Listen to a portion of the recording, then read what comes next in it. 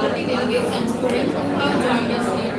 We now request our dignitaries to rise and our delegates present in the hall to kindly take up seats as we prepare to begin the inaugural ceremony of this two-day national seminar sponsored by the Indian Council of Social Science Research, New Delhi.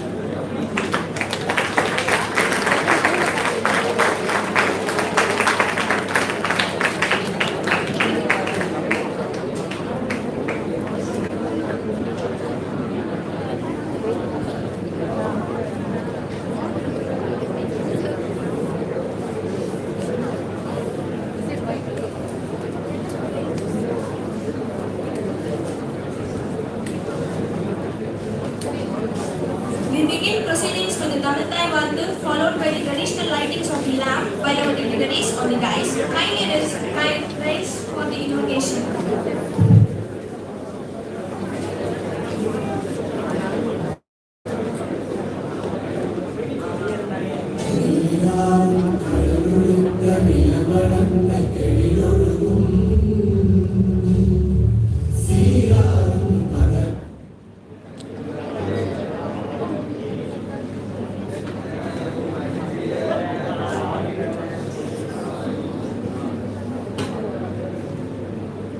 நீராறும் கடலொடுத்த நிலமடந்தை கெளிலொழுகும் சீராறும் வதனமென திகழ்வரத கண்டமிதில் தெக்கணமும் அது சிறந்த திராவிடனர் திருநாடும் தக்க சிறு பிறங்களும் தரித்தனரும் திலகமுமே அத்திலக வாசனை போல் அனைத்துலகில் இன்பமுற எத்திசையும் புகழ் மனக்க இருந்த பெரும் தமிழனங்கே உன் சீரிடமை சிரம் வியந்து செயல் மறந்து வாழ்த்துதுமே வாழ்த்துதுமே வாழ்த்துதுமே.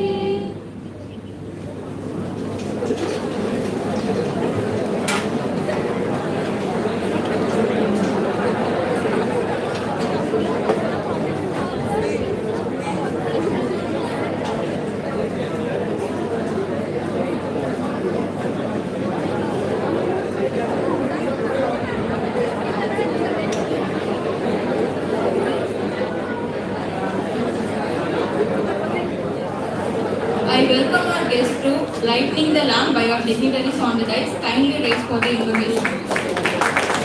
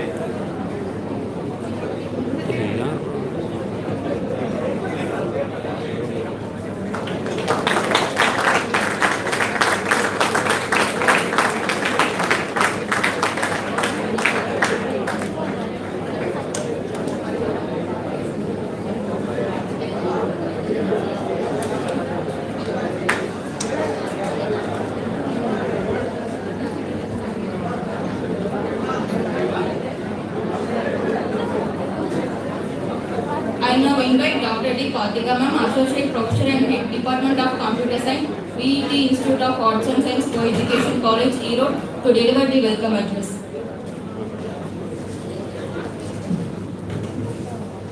A very pleasant morning to one and all. It gives me immense pleasure to welcome you all to the two-day national seminar on finance literacy, financial inclusion and economic security among textile workers, policy perspectives and developmental challenges. Organized by the Department of Sociology, VT Institute of Arts and Science Co-Education College with the support of the Indian Council of Social Science Research, ICSSR, New Delhi. It is my proud privilege to extend a warm, respectful welcome to our visionary management, the S.T. Chandrasekhar Sir, Secretary and Correspondent, Vellalar Educational Trust in their absentia, to C. Balasubramaniam Sir, Trustee, Vellalar Educational Trust in his absentia, Dr. V.P. Nalaswamy Sir, Principal, welcome you Sir, Dr. S. Lokesh Kumar Sir, Dean, Administration and Student Affairs, welcome you Sir, Dr. P.M. Palaniswamy Sir, Director, Research and Development Cell, welcome you Sir. It is my honor to extend a gracious welcome to our distinguished delegates, Dr. C. Venkatachalam Sir, Senior Research Fellow, ICSSR, New Delhi, welcome you Sir. Professor N. Manimekle, Director, Center for Women's Development Studies, New Delhi, welcome you ma'am. Dr. S. Sambat Kumar Sir, Professor, Department of Sociology and Population Studies, Bardar University, Coimbatore, welcome you sir. I extend a cordial welcome to all the distinguished dignitaries on the dais and off the dais, welcome you all. Dr. Yasir Ashraf, Organizing Secretary and Head, Department of Sociology, Program Lead, Dean SOB, Heads of the Departments, IQAC, Director, Faculty Members from various departments, esteemed participants from various colleges, research scholars and our dear students of VET Institute of Arts and Science Co-Education College. VET IAS, functioning under the visionary leadership of Vellalar Educational Trust, has always been committed to academic excellence, research, innovation and societal development. Our institution continuously strives to create meaningful platforms that encourage intellectual exchange, interdisciplinary collaboration and research addressing contemporary societal challenges. Today's seminar brings together eminent academicians, researchers, policymakers, and scholars reflecting a shared commitment to the understanding and addressing issues related to financial literacy, financial inclusion, and the economic security of textile workers. This gathering offers an excellent opportunity to exchange ideas, present innovative research, and formulate policy perspectives that can contribute to inclusive and sustainable development. We are deeply honored by the gracious presence of our distinguished delegates whose expertise and experience will undoubtedly enrich the deliberations over the next 2 days. Your valuable insights will inspire researchers and students while contributing significantly to the academic success of this seminar. I also extend my sincere appreciation to the Indian Council of Social Science Research, ICSSR, New Delhi, for sponsoring this national seminar and congratulate the Department of Sociology, the organizing committee, the faculty members, staff, volunteers, and students of there for their dedicated efforts in organizing this academic event with great enthusiasm and professionalism. To all our delegates and participants, your presence adds immense value for this seminar. We hope your stay at VET IAS will be intellectually stimulating, professionally rewarding, and personally memorable. Once again, I extend a warm welcome to everyone gathered here. I wish this 2 days national seminar great success and hope the discussion held here contribute meaningfully to the research, policy, and the welfare of the society. Thank you once again, and I wish you all a productive and enriching seminar. Thank you. Thank you, Dr. D. Kartika ma'am. I now request Dr. V.P. Nalaswamy sir, the Principal, VET Institute of Arts and Science Co-Education College, to deliver the inaugural address.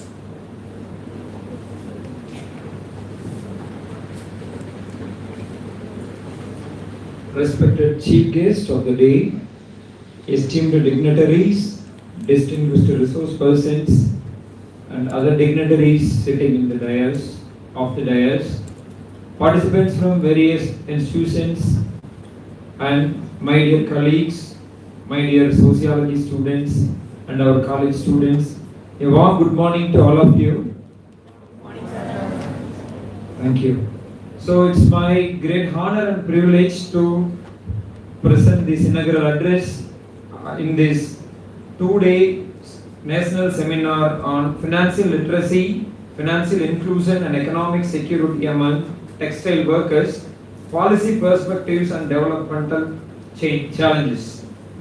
So I congratulate the organizing department for choosing this excellent topic and which is need of the day.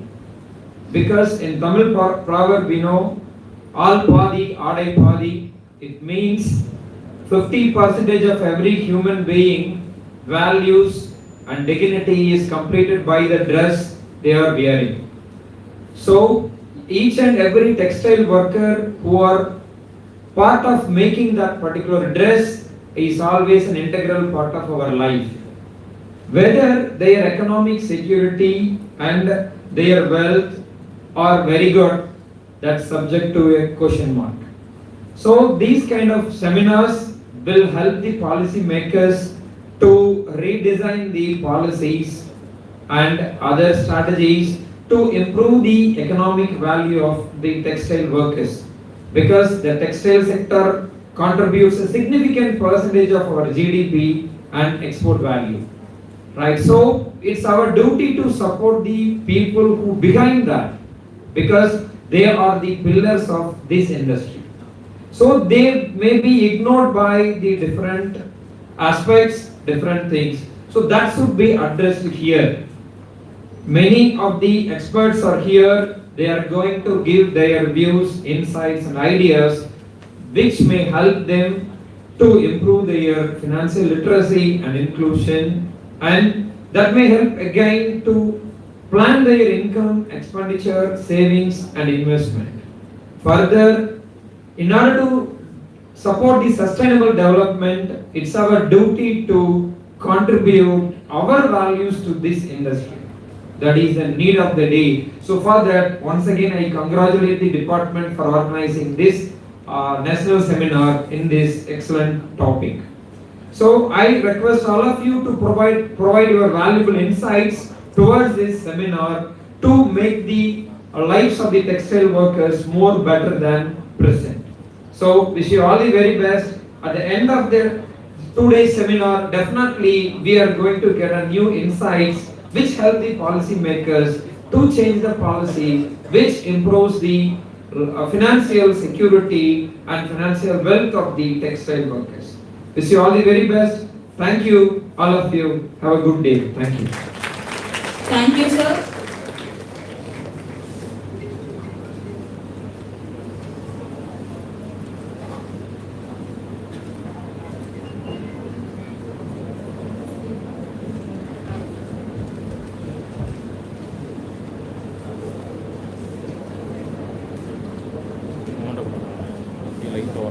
We now proceed to honor our distinguished guest on the dais. May I request our students to come forward with the mementos.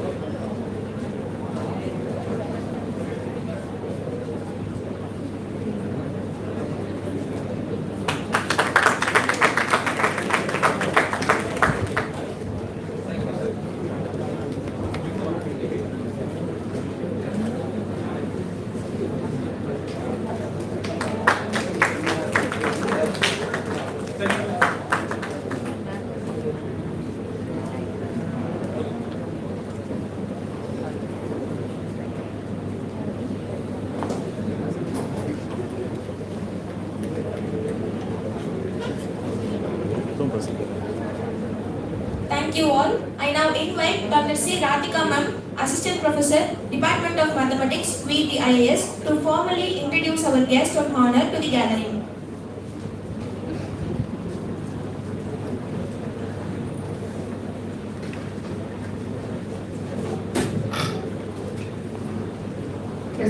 Please all the guys, esteemed guests, members of faculty, research scholars, students, good morning. It's given me immense pleasure and a profound sense of honor to introduce the eminent scholars who have graciously accepted our invitation to grace the inaugural session of two-day national seminar. Professor N. Manimehalai, it's my privilege to introduce our first distinguished guest, Professor N. Manimehalai, Director, Center for Women Studies and Autonomous Research Institute, supported by ICSSR New Delhi, and former founder director of Department of Women Studies, Bharatdasan University, Trichinopalli. With over 35 years of distinct experience in teaching and research, Professor Manimehalai has made remarkable contributions in the fields of industrial economics, gender studies, entrepreneurship, and women livelihood in capacity building. Her pioneering work reflects a lifelong commitment to women's empowerment and inclusive development. She has successfully completed more than 20 major and 30 minor research projects funded by prestigious national and international agencies, including UNICEF, Asia Foundation, Ford Foundation, USAID, the European Union, UGC, ICSSR, and NABARD. She has also spearheaded over 15 action research projects introducing women to non-traditional livelihoods and developing innovative marketing strategies for self-help group products, thereby promoting financial inclusions and economic security among grassroots communities. It's an honor to Professor Manimehalai has trained and facilitated employment for more than 1,000 rural youth, published over 100 research papers, and served consultative member in framing both national policy for women and Tamil Nadu state policy for women. It's indeed a great honor to welcome a scholar whose remarkable career truly embodies the vision and spirit of this seminar. I now invite you all to join me in exciting warming and gracious welcome to Professor N. Manimehalai. Welcome you, ma'am.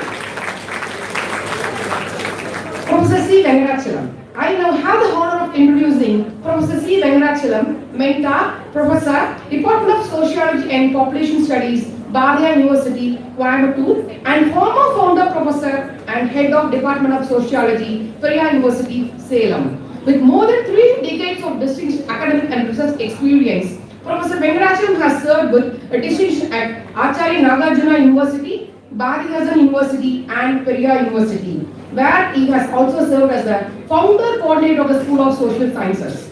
His extensive research portfolio includes several nationally significant projects, including Universal Immunization Program supported by UNICEF, the National Family Health Survey funded by USAID, and the Socio-Economic Development Program sponsored by the Government of Tamil Nadu. He also played a pivotal role in preparing the Human Development Report for Dharmaburi district with the support of UNDP. His work has consistently addressed issues relating to poverty, gender inequality, livelihoods, and social development, making his contribution highly relevant to the theme of today's seminar. Professor Venkatachalam has successfully guided 16 PhD scholars and 59 MPhil scholars and published 71 research articles and delivered more than 250 invited lectures at national and international forums. He is an ICSSR Senior Fellow and the Founder Secretary of Tamil Nadu Sociological Association. We are deeply honored to have among us such a scholar, academic distinction, and vast experience. May I request the gathering to join me in welcome Professor C. Venkatachalam with a warm and a resounding applause. Welcome, you, sir. Dr. Jogging Joy. It's my pleasure to introduce Dr. Jogging Joy, Assistant Professor in the Department of Journalism and Mass Communication, Wayanad, Kerala. Dr. Joy obtained his PhD in Journalism and Mass Communication from Bharathiar University and holds a master's degree in Rural Development from IGNOU, bringing together expertise in media, communication, and grassroots developments. His interdisciplinary work highlights the transformative role of communicating in promoting financial literacy, social awareness, and community empowerment. He is an author of book ICT Leverage Pedagogy and the co-editor of Empowering India, Media India Strategies for Viksit Bharat at 2047. Dr. Joy has successfully conducted several prestigious academic events, including an ICSSR funded national seminar and ICAA funded national conference, and presently serves as a joint coordinator of the IQSC at his institution. His research focused on the transformative role of social media in strengthening rural self-help groups, enhancing community participation, and promoting inclusive development, areas that are closely aligned with the central theme of today's seminar. We are delighted to welcome a young and dynamic academic whose work beautifully bridges media, communication, and community development. I now invite you all to join me in extending a warm and a gracious welcome to Dr. Joy. With that, I once again extend a heartfelt welcome to all our distinguished guests. This special has truly enriched this occasion and added an immense value to this academic gathering. Thank you. Thank you, ma'am. We now move to the highlight of our inaugural session. I now invite Professor N. Manimekalai ma'am, Director, Center for Women's Development Studies, Delhi, present here to deliver the keynote address on the topic, Household Financial Behavior and Resilience.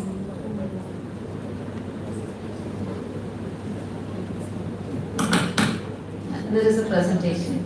Will it be projected? At the outset, I would like to thank the college and the organizing committee for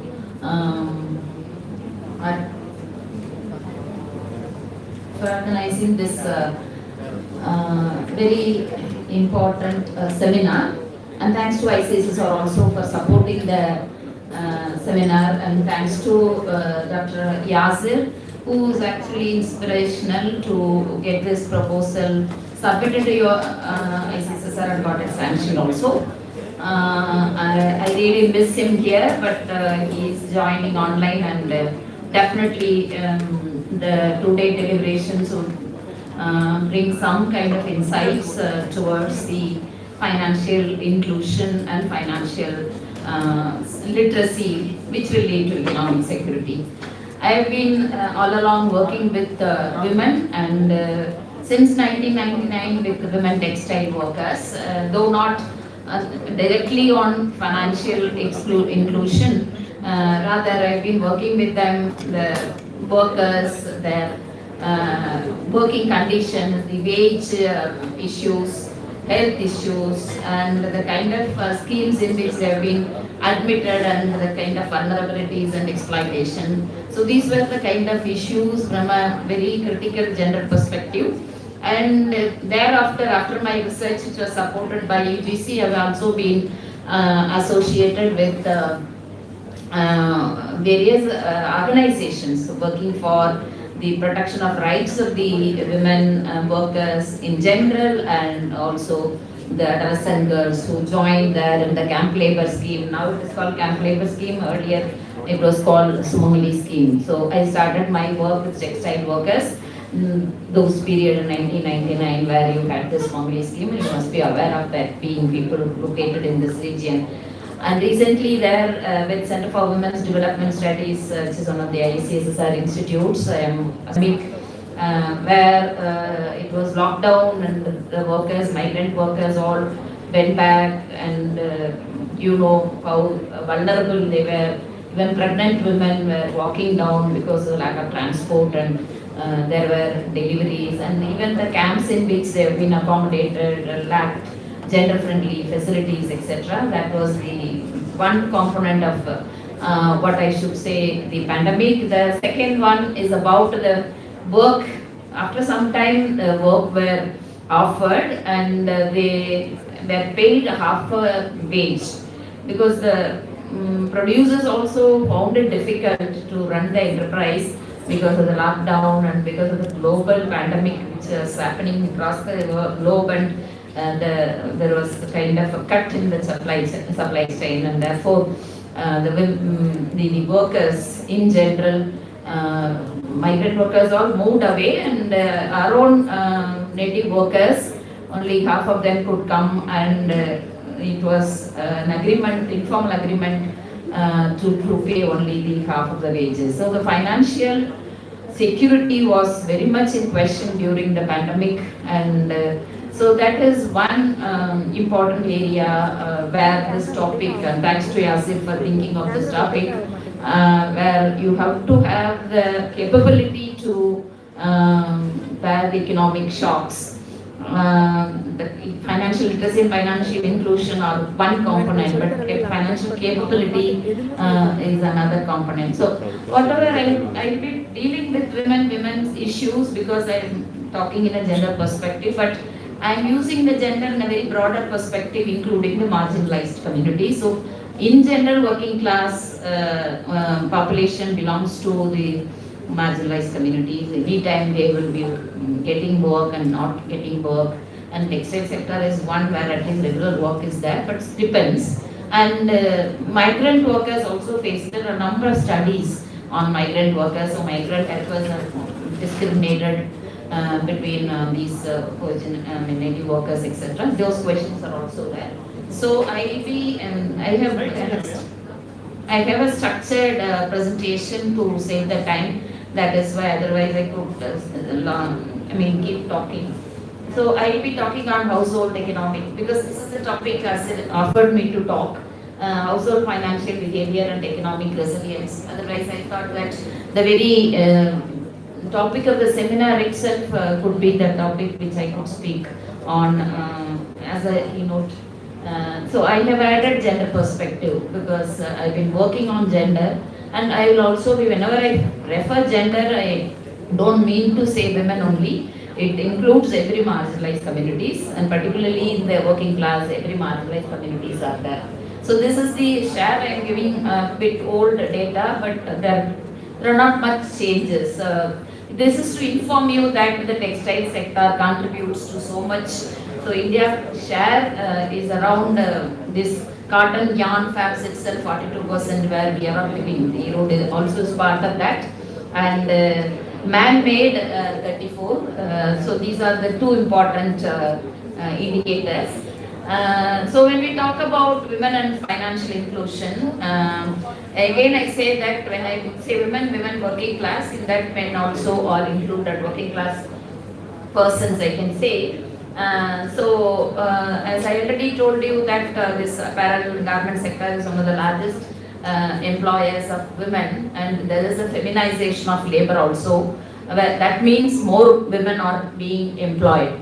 But feminization of labor also has another connotation, that it is distress feminization also, wherein in agriculture particularly, where dry areas, drought hit areas, men migrated to outside, and therefore women continue to engage in work, sharing the remaining work. So it is not actually a very prospective feminization of labor. And there are certain sectors in which feminization of labor takes place, and textile sector, garment sector is one.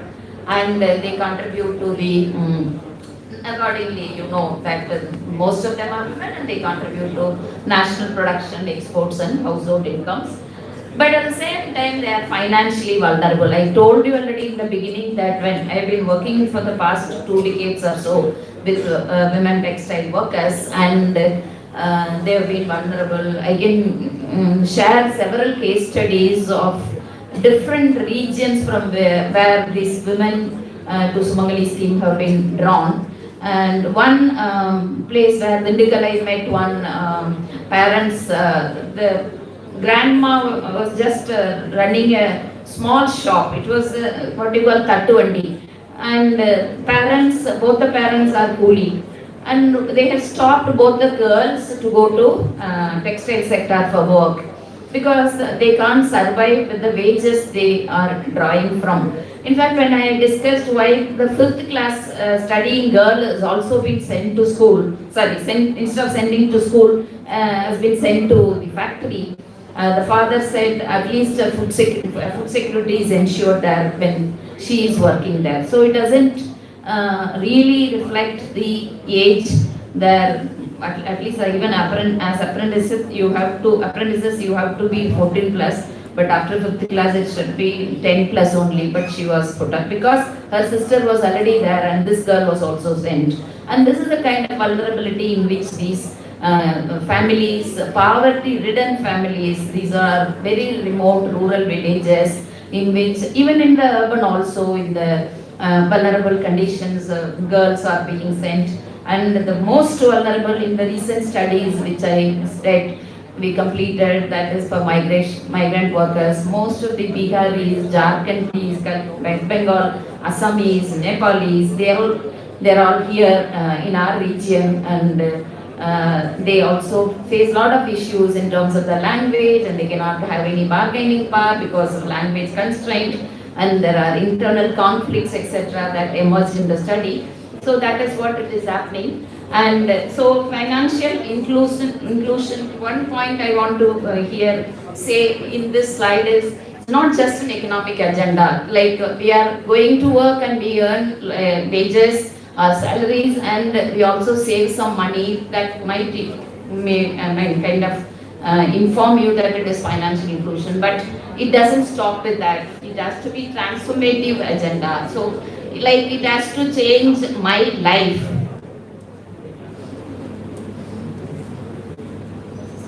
I am disturbed. So, agenda for social justice and sustainable development. So, ultimately, we have been talking these terms in recent years. Social justice. So, if everything is going to everyone, it is a justice. If only 5% of the population keeps accumulating and concentrating wealth, then doesn't imply social justice. Social justice, that every population, every person in the society should be given with equal share of the resources, and that will lead to sustainable development. That is what we mean inclusivity. So in recent years, again, we are talking about inclusivity in the policy. So challenges, this is very important.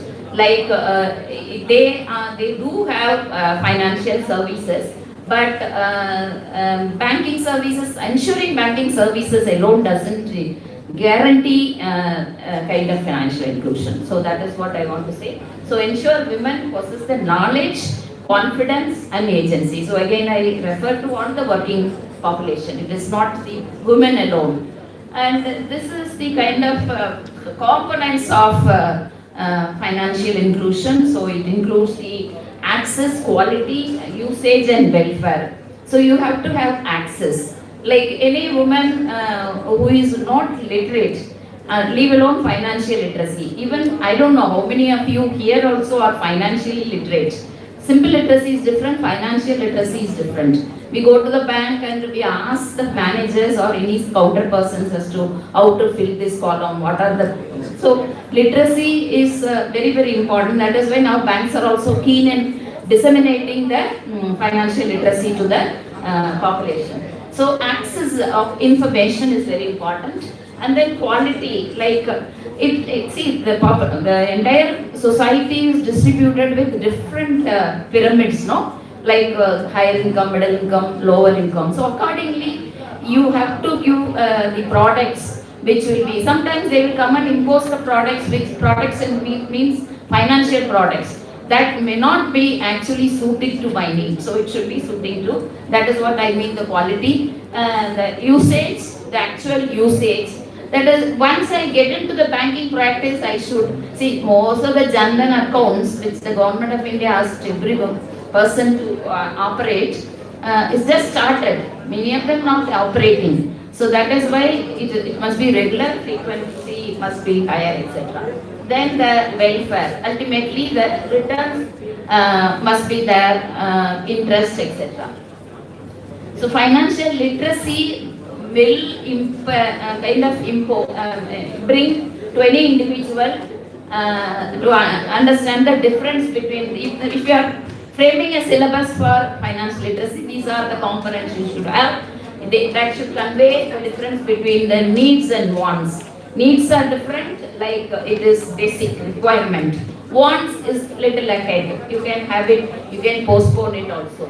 Learn how to manage money smartly. So when you are financially literate, that's what I mean financial literacy. Some of our, including me also, may not be aware of the whole aspects of the financial literacy. So manage money smartly. Sometimes you will spend unnecessarily. You would have invested that on some, including our parents, on some aspect, some wealth, which might not have worth to that much. So you have to also think smartly.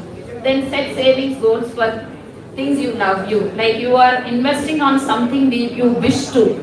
Something which is not liked by you, don't go invest. And be careful about borrowing money. Borrowing, see, banks are coming forward and you invest on various flats, etc. But you imagine the interest component is very much higher. Build smart habits for everyday spending.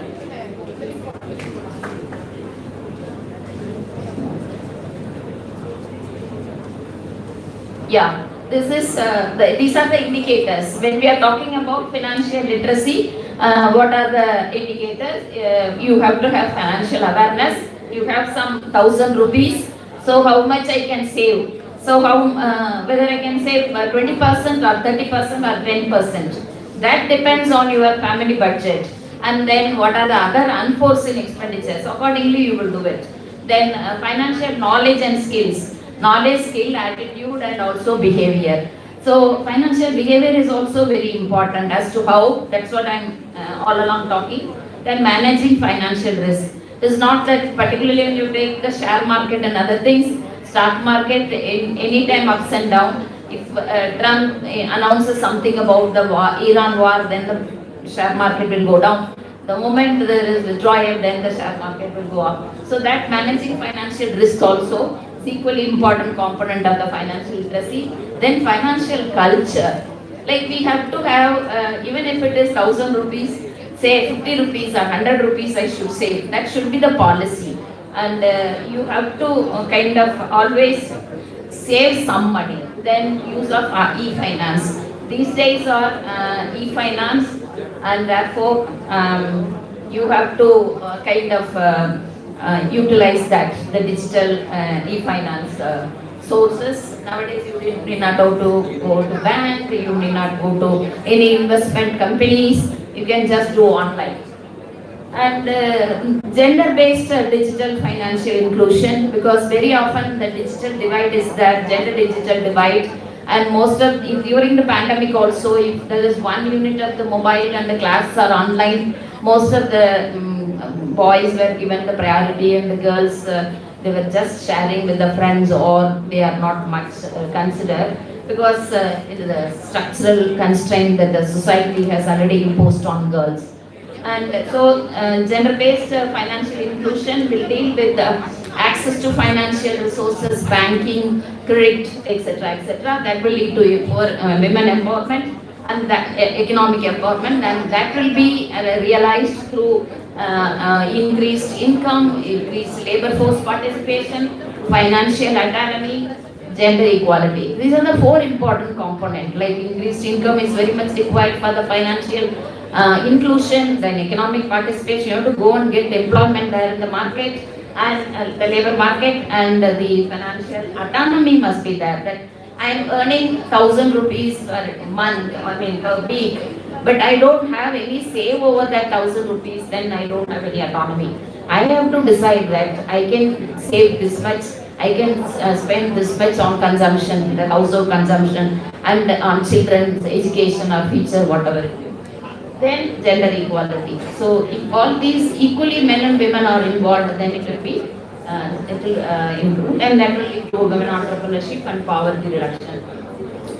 In one of the studies, ILO informed, it's a very positive thing, because they conducted a study and also imparted some interventions wherein they have realized that if financial education is given, it increases or improves the skills, basic skills related to earning.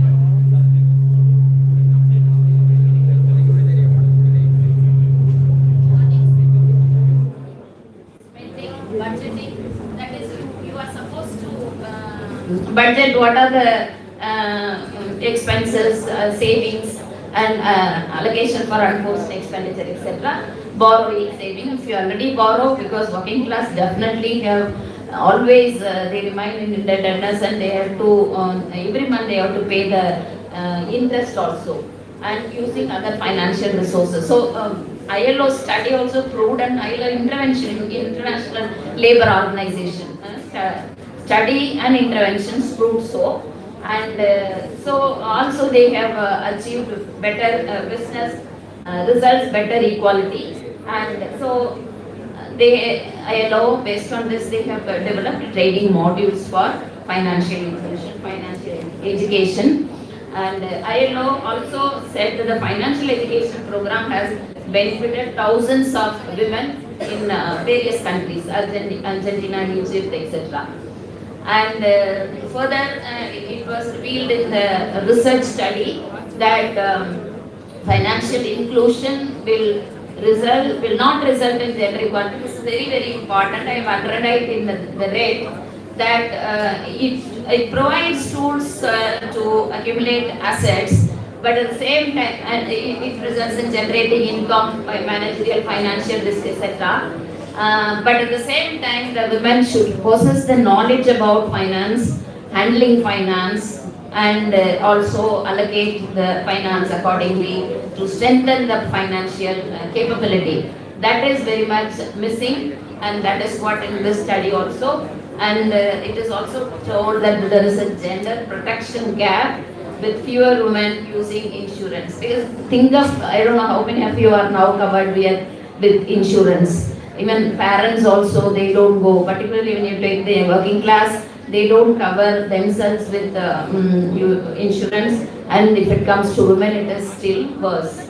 And even if there is equal access to insurance, people are averse towards the risk management. Why should I pay 1,000 rupees per month or per year? I may get some health issues or not, so they don't pay attention. There are other findings also, I am skipping. So what is the reality of the textile workers? So if you look into the textile workers, this is the characteristics. And based on this only, we are actually talking about the financial inclusion. So again, I am saying it is not only women, the workers.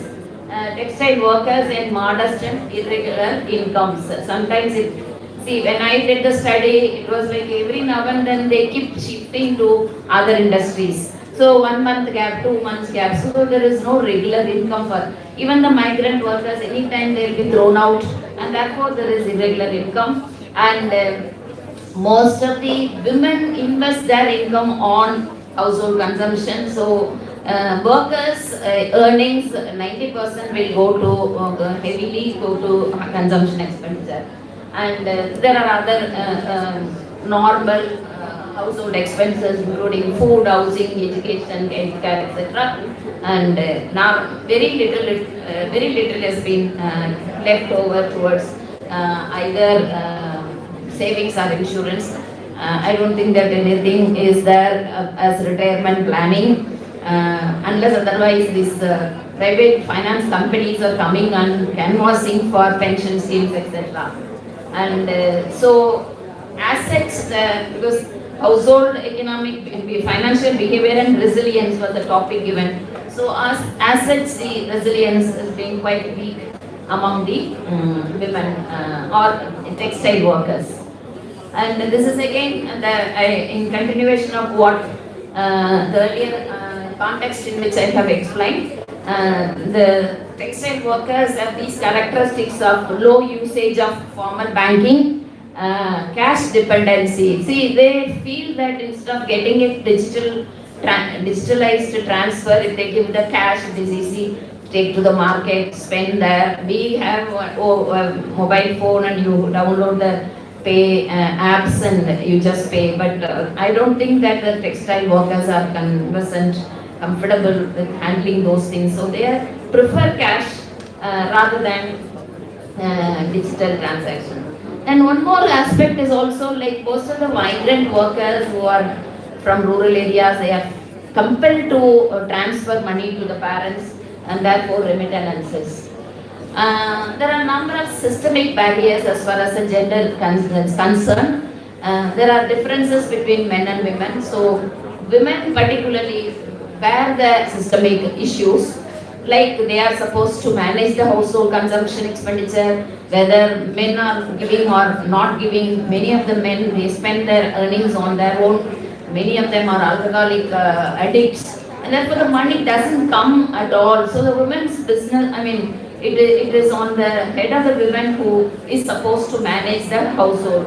So what is required is the targeted women capability training. So I kept saying right from the beginning that financial inclusion on the one hand and financial literacy on the other, but at the same time, whatever those two components will just convey that you are supposed to do this and that, but financial capability is coming from your own. You have to capacitate yourself to devise the strategies, rationals such that you will save some money for future.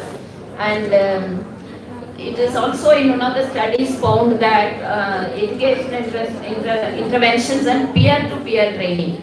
Many of these, thanks to this HIV education also, it was peer education which successfully contributed to reduce that. So peer-to-peer, our own friends, you pass this message that this is what you have to get the financial literacy, and you try to be on financial inclusive aspect, etc.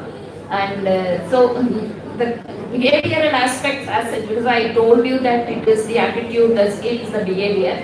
So the behavioral drives include income volatility, because I told you already, anytime they will be oozed out from the company, and therefore the income is irregular.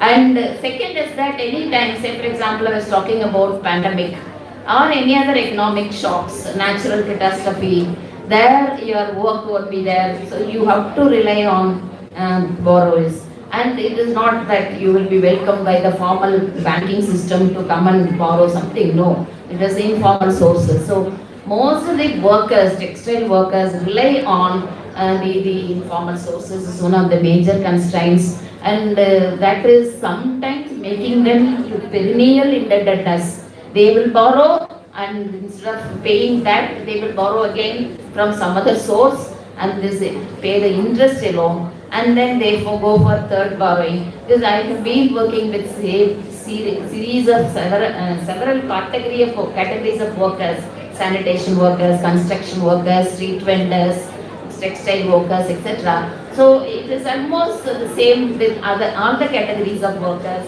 that they are in perennial indebtedness.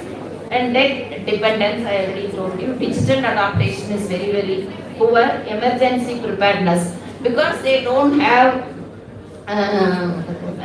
kind of any savings. Anytime they will depend only on the borrowers, and depending your need and the time, the emergency need, etc., they will also charge huge interest. They call it Danduvatti in Tamil. So they will kind of charge 20%, 24%, etc. Another study by this group, I have already mentioned that they particularly concentrated on women and the wages. They said women and wages, but continue to face. So it is not that they are going regularly. Even in this region, when I did the study, one study which I was very late, earlier, but later on also I did a study. There it is some of the young girls and the women, they come and regularly get the income. The wages may be low, and they are simply told that free food and free accommodation, but that will be deducted from your wages. That is hidden, and they sometimes don't pay for the extra hours. Simply they said they will, but they don't say. I mean, they don't say. So these are the characteristics. They say limited. So they have these kind of characteristics, very important. Limited control over their earnings. They have income, but I have to spend on consumption expenditure. Then dependence on informal system, I have already informed. And absence of safe saving mechanism. See, several chit funds, you would have read in the paper that these people, they invested and they have actually lost their money. So that is what I mean, informal saving mechanisms. And they earn low wages, but still they save regularly. In one of the studies, it was found that garment workers, given intervention, they are able to save, and also remit money to families. This is what this study includes. Then Indonesia, I just give the headlines, the statistics are there. They have also went for some kind of intervention with the financial literacy. They increase the use of financial products and services. One of the findings of this intervention, women and men increase their financial products, increased confidence to manage everyday expenses. So what I am doing today, whether it is worth, I should work, spend or not, etc. Increased financial resilience. So whatever the economic shocks, etc., they were able to. And increased ability to make and act on economic decisions. So being financially literate through this intervention, I was able to make decisions. Then improved manager-worker communication. So it not only helped the workers, it also provided some support there to the management and improved the company. So very often what is the financial inclusion, why it is targeting women because of the reason given. The study by UN Women and World Bank showed that the ages between 20 and 34 women are more likely to be poor than women. So there are some statistics. But what I try to say is that banks should focus on, actually the study found that they focus on men and formal businesses, and women and informal businesses are not much concerned. So thanks to microfinance institutions, that is MFI, through self-help groups, they have captured the women informal, through informal sources. This is the household behavior. Normally, this is the characteristics of the household financial behavior, and it is true for the textile workers also. Low saving rates because we are only earning less and therefore savings is very low. Moderate debt dependency, which I already told.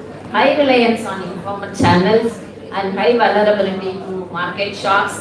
And that was well evidenced during the pandemic. And reliance on short-term coping mechanisms. Like whenever there is a need, they'll go to the money lender and get the money and manage the situation, be it consumption expenditure, education or medical or marriage expenses. So building resilience requires transformation. This is very important. Transformation from survival-based debt to formal financial. So informal mechanisms, financial mechanisms, simply help you for survival. You are suffering, you go and borrow something, and that is taking care of your survival. But formal system will be taking further to that. So there are also regional context. One important point in the regional context I would like to say, including your own region, Tirupur, Karur, the cost of living is very high. Inflation is high. And therefore there is very, very less scope for savings. And you have to also remit to the parents. And these are the drivers for financial resilience, but still there are barriers. Financial resilience, that is the ability to resist and cope with. But digital inclusion and wage digitization, there are studies done on that. They inform that the factory wages are digitized and paid into bank account. Please underline, female workers gain greater control. So that is also equally coming out. Like earlier I said that they are not comfortable with the digital transactions. Here there is a study which is saying that digitalized transaction improved, have more control, made women more control over that.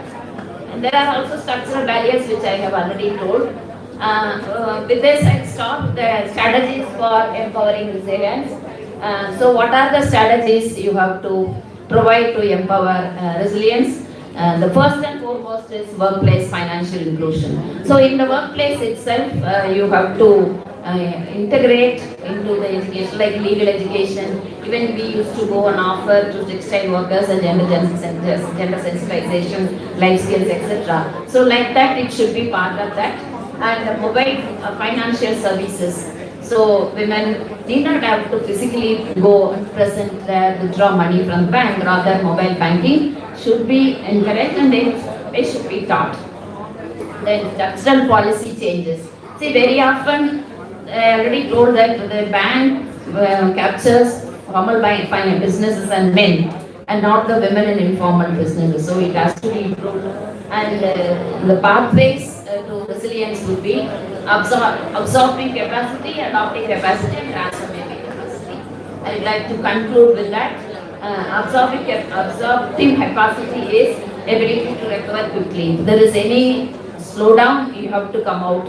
And how? So you have to have some kind of mechanisms to cope up with, and that should be there. Adapting capacity, again, you have to adapt to the situation. If you have some savings, you will be able to. I did a study with the construction workers. Construction work is here in Trichy, where I was staying. People assemble in thousands in the morning, 7:30. Thousands means at least 2,000, 3,000, 4,000, including men and women.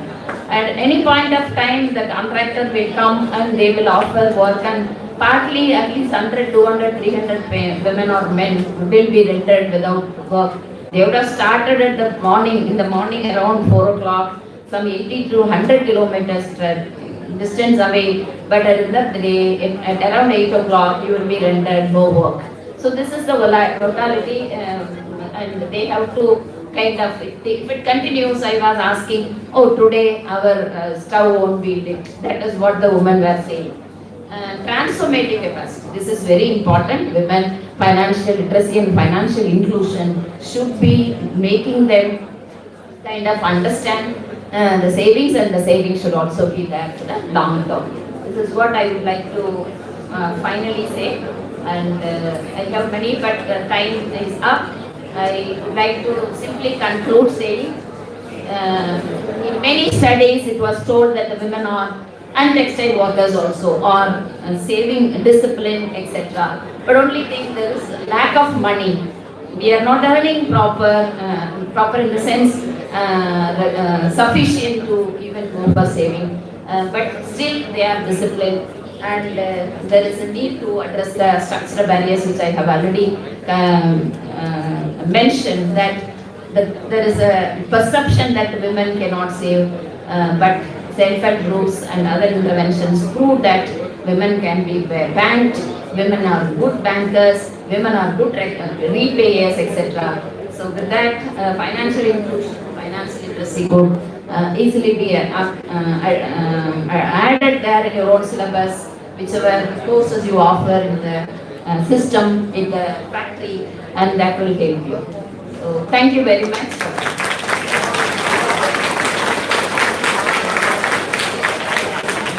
Thank you, ma'am. I now invite Dr. C. Radhika, ma'am, Assistant Professor, Department of Mathematics, Media IAS, to formally introduce our guests.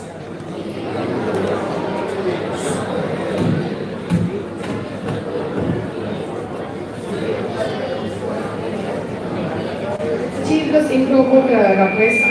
Sir. It's my privilege and honor to introduce our chief guest for today's program, Dr. S. Sampath Kumar, Professor and Head, Department of Sociology and Population Studies, Bharatiya University, Coimbatore.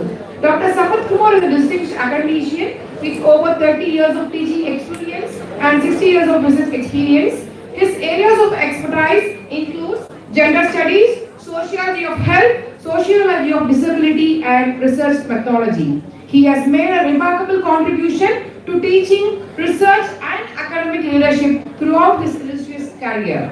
He has published 28 international journal articles, 21 national journal articles, and 9 book chapters, and has successfully guided 11 PhD scholars while mentoring several ongoing research scholars.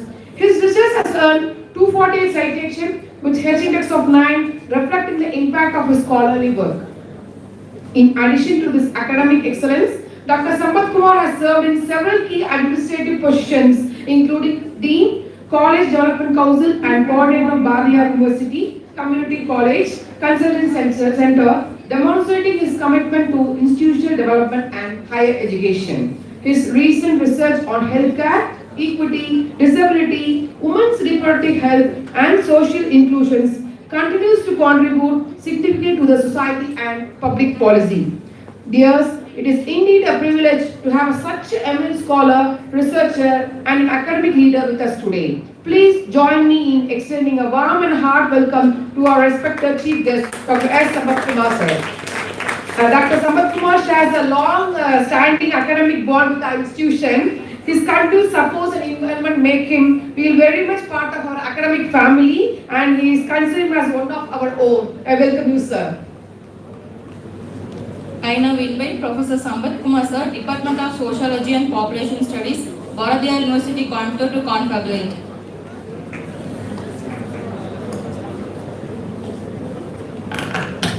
Good morning to everyone present here. It's really honored to stand before you. It will not take much time. First of all, I am thankful to BED IAS for having invited me to present my views. I think after this, I think we have a panel discussion, so I am going to talk there also. So I wish this program grand success, and I congratulate administrators, academicians of this prestigious college, and specifically I thank Dr. Yasir Ashraf, Assistant Professor and Head of Department of Sociology, for this wonderful opportunity to meet you all, and thank you so much once again to all of you for having invited me. Thank you so much.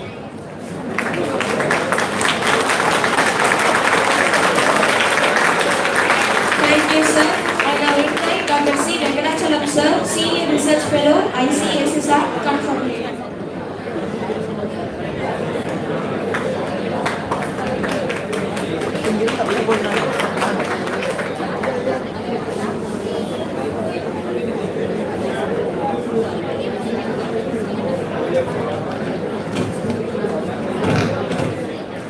So very good morning to one and all.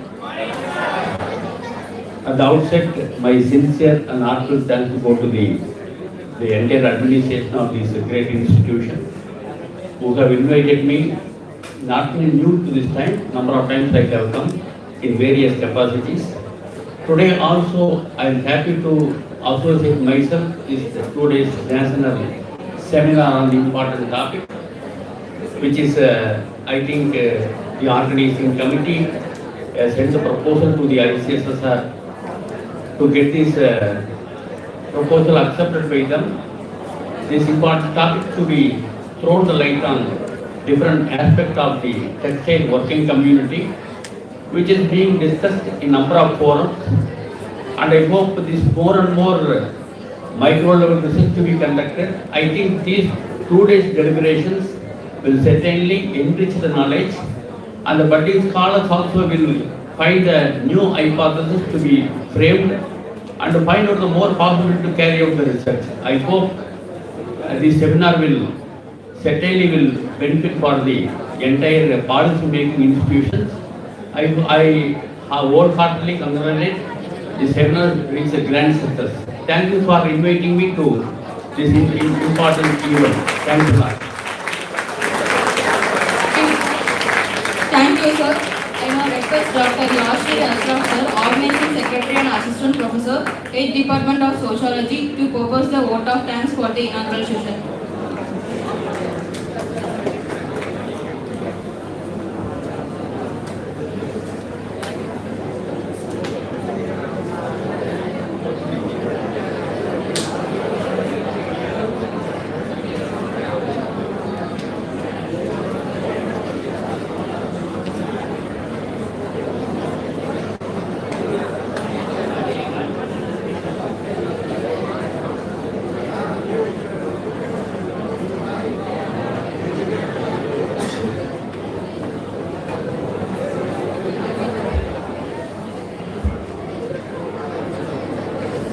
Audible?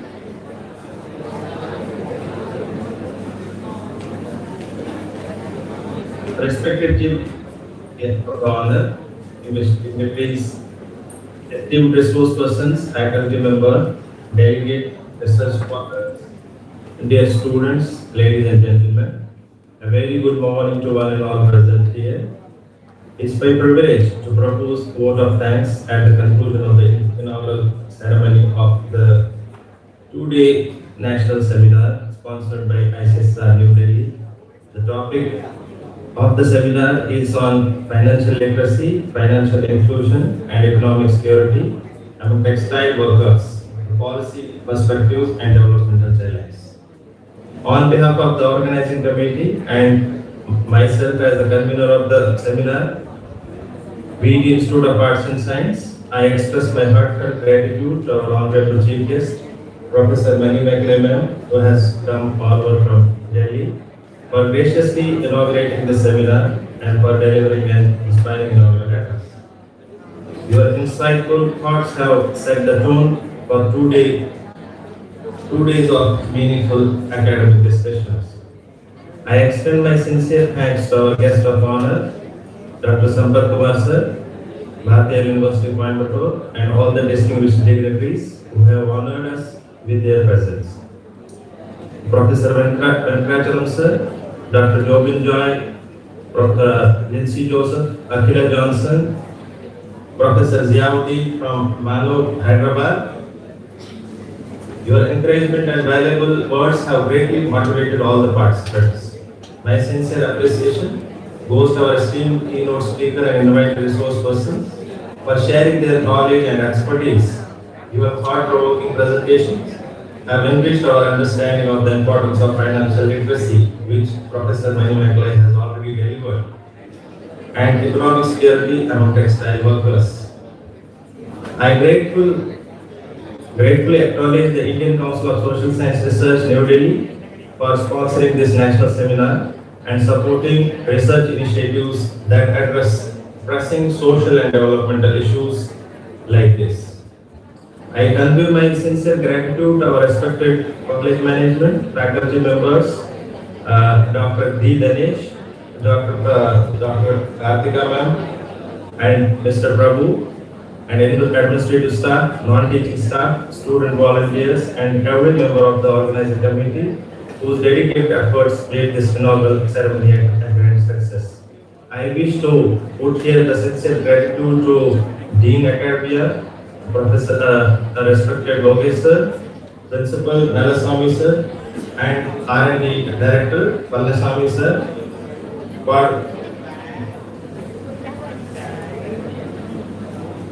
for helping us to organize this seminar. A special word of thanks to all the delegates, paper presenters, research scholars and students, as well as participants from various institutions for your enthusiastic participation.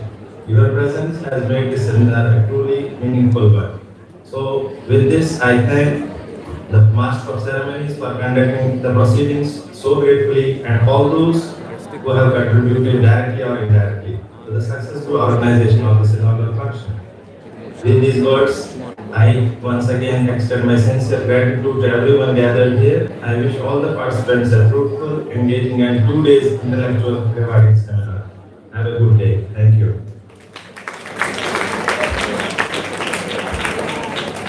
Thank you, sir.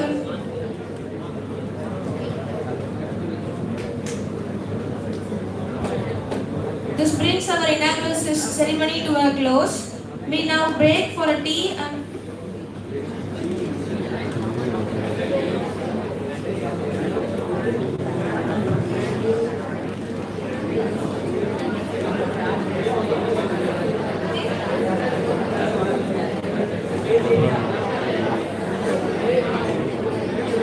This brings our inaugural ceremony to the close. We now break for tea, and I request all the students in this place to assemble in Ramanujam Hall, Srinivasa Ramanujam Hall, which is in second floor. Kindly have a break for 10 minutes and assemble in Srinivasa Ramanujam Hall.